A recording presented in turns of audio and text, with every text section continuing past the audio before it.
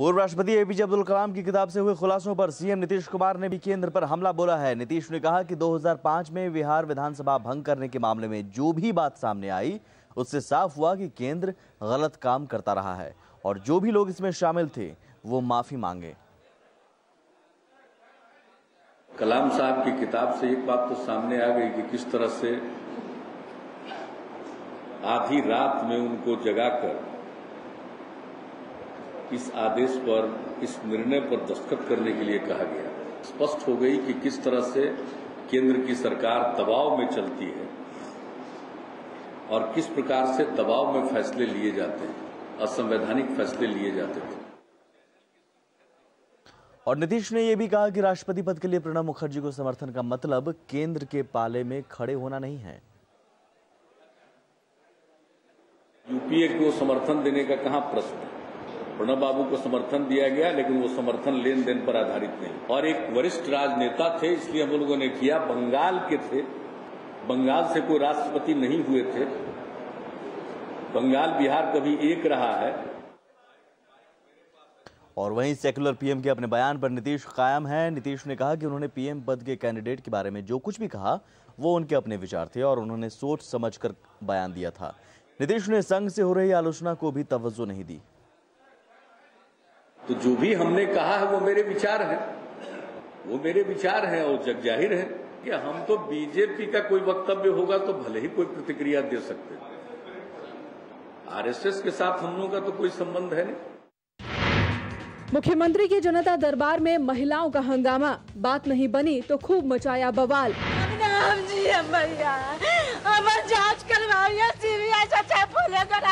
पटना में सीएम के जनता दरबार में बोलते बोलते ये महिला बिलख पड़ी।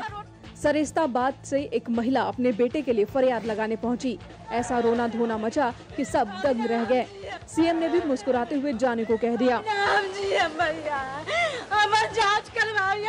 तो जो दहाड़े मारकर रोने लगी कि जैसे आफत ही टूट पड़ी हो। रोते रोते बार बार बेहोश भी हो जा रही थी। इनसे निपटते ही बेगूसराय से आई दूसरी एक महिला ने ड्रामा शुरू कर दिया। ये बेटे के लिए नहीं, अपने पति को वापस लाने के लिए चिल्ला रही थी। जाने को तो ये कतई तैयार ही नहीं थी। बाद में जोर जबरदस्ती कर किसी तरह इन्हें टांग कर दरबार के बाहर किया गया। जनता दरबारों में ड्रामे कम देखने को नहीं मिलते और जब सीएम सामने हो तो अंदाज और बदल जाता है। झारखंड के सारंडा जोन में रविवार को विकासीय योजनाओं का जायजा लेने के बाद केंद्रीय ग्रामीण विकास मंत्री जयराम रमेश ने आज रांची में सीएम अर्जुन मुंडा से मुलाकात की। हेलीकॉप्टर हादसे में घायल होने के बाद अर्जुन मुंडा इन दिनों बेड रेस्ट पर हैं। जयराम उनके घर पहुंचे और जल्द स्वस्थ होने की कामना की। साथ ही दोनों ने सारंडा एक्शन प्लान को लेकर चर्चा की। नक्सलियों की मांग में केंद्रीय मंत्री जयराम ने ठोकी ताल। जोर देकर कहा, नक्सलियों की धमकी से नहीं रुकेगा सारंडा एक्शन प्लान। रविवार को चाईबासा के सारंडा में पहुंचते ही एक्शन में आ गए केंद्रीय ग्रामीण विकास मंत्री जयराम रमेश। अति नक्सल प्रभावित सारंडा जोन के इन इलाकों में गाड़ी जा नहीं सकती थी, सो बाइक पर बैठकर निकले। जंगल झाड़ी पहाड़ी होते हुए 45 किलोमीटर का सफर पूरा करके वो लाइलोर गांव पहुंचे।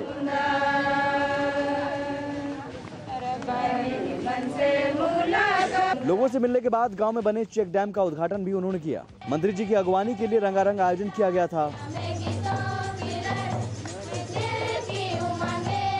बोलने की बारी आई तो मंत्री जी ने नक्सलियों पर जमकर दहाड़ लगाई।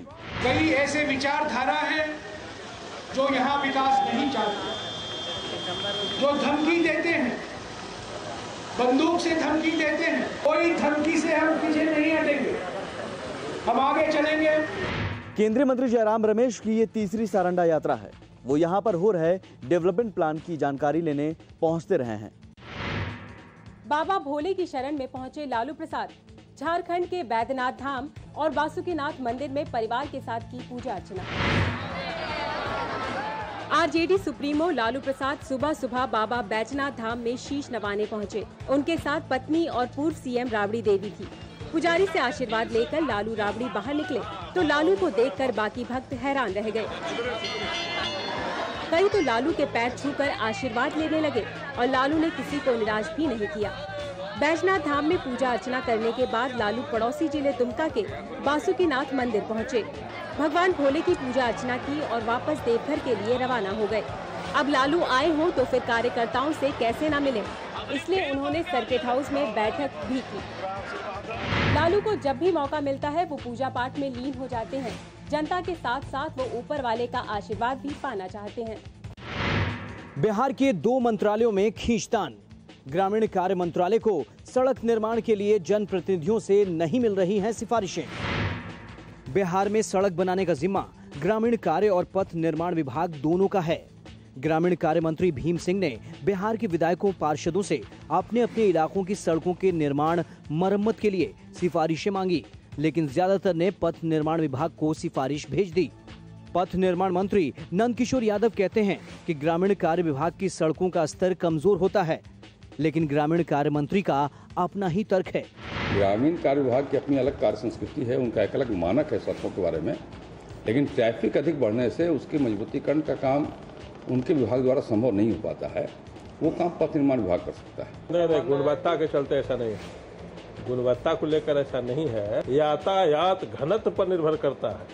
हम बैलगाड़ी चलाने के लिए हमें स्टेट हाईवे की तरह तो नहीं बना सकते हैं। ग्रामीण कार्य मंत्रालय ने सिफारिशें मांगी, लेकिन सिफारिशें भेज दी गई पथ निर्माण विभाग को। जाहिर है कुछ तो गड़बड़ जरूर है। बिहार में है IAS IPS अफसरों का टोटा, कामकाज हो रहा प्रभावित। एक एक अफसर पर लादी गई कई जिम्मेदारियां। बिहार ने 28,000 करोड़ रुपए का योजना आकार बना लिया, लेकिन खर्च कैसे होगा जब सूबे में अफसरों का भारी टोटा है। बिहार में 326 IAS अफसरों के स्वीकृत पद हैं, लेकिन कार्यरत हैं महज 163, मतलब कि जरूरत के मुकाबले आधे। इसी तरह कार्यरत IPS अफसर 164 हैं, जबकि स्वीकृत पद 231 हैं। वर्कलोड बढ़ने से अफसर भी परेशान हैं। ऐसा है कि जब काम ज़्यादा होता है तो व्यक्तिगत रूप से होती है, काफ़ी समय आदमी को 9-10 बजे रात हो जाता है, तो परेशानियां तो होती है। सत्ताधारी पार्टी JDU इसके लिए केंद्र को जवाबदार ठहराती है, तो विपक्ष बिहार सरकार को ही घेर रहा है। एक आदमी 3 डिपार्टमेंट देख करके क्या रिजल्ट दे पाएगा?